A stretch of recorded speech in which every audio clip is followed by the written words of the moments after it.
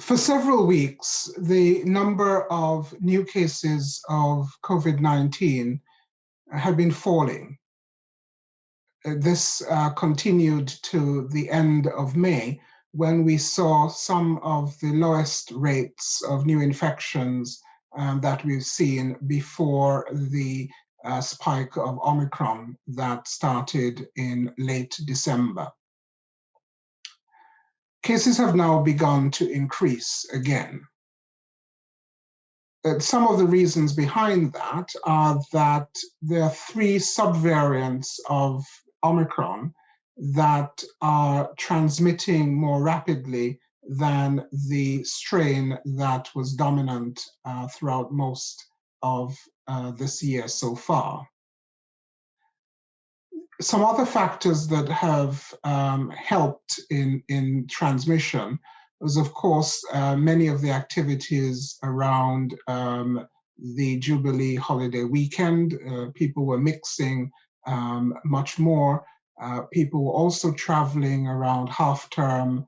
And on top of that, we know that the general immunity in the population has been waning, as a lot of people are now more than 6 months past their last jab. So all of these factors together certainly make it easier for these subvariants to spread from person to person. However, the rates at this time are still relatively low, certainly compared to what we've been experiencing for most of 2022. The question is, what does this mean, and what do we need to do? The evidence that we have indicates that these subvariants do not cause any different pattern of disease, and therefore we expect to see mild illness. Most people will not be symptomatic or will have mild symptoms.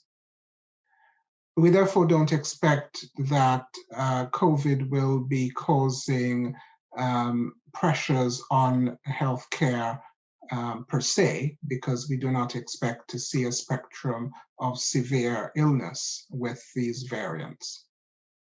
However, as people test positive and as they isolate from others quite appropriately, some people who work and people who work in key sectors may need to be away from work, and that will have some knock-on effects in terms of the business in some key sectors, including health and social care.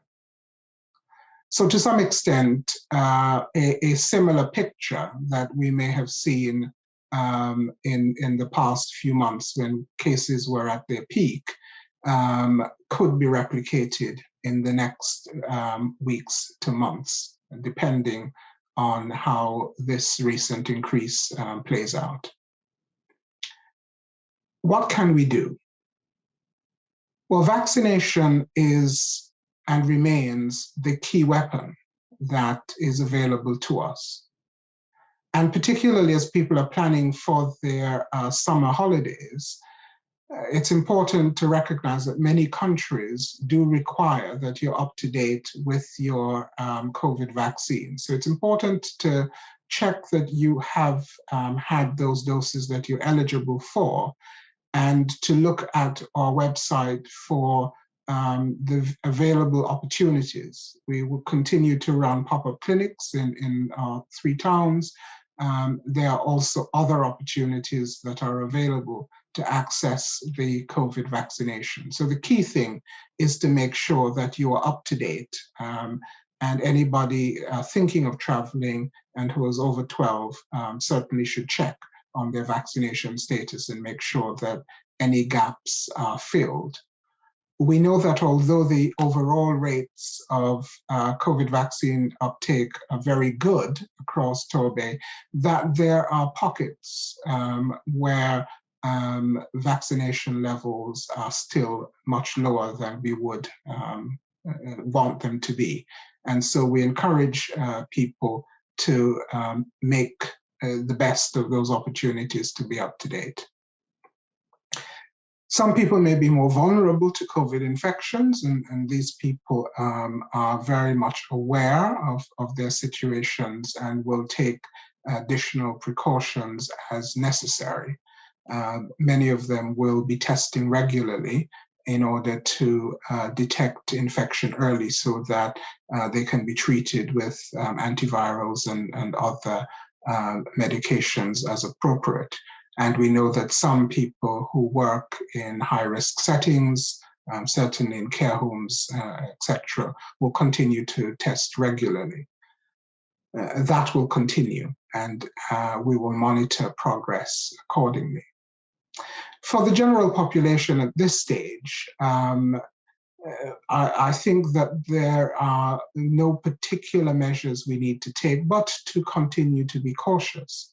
And that certainly if we are concerned that cases might be rising in our neighborhood, in our social groups, etc., that we take the appropriate measures of hands, face, space, and fresh air.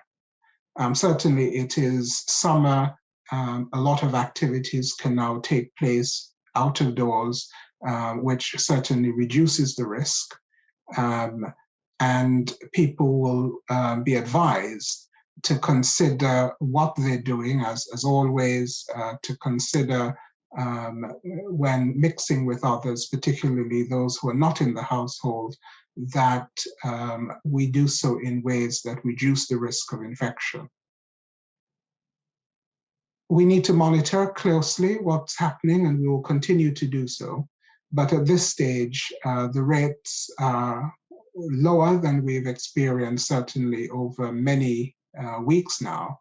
And we just need to continue to be sensible and proportionate in our activities so that we can prevent another significant wave that could cause disruption to our businesses.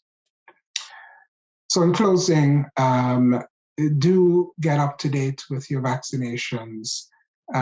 Take those relevant and proportionate precautions necessary to reduce the risk of infection to others.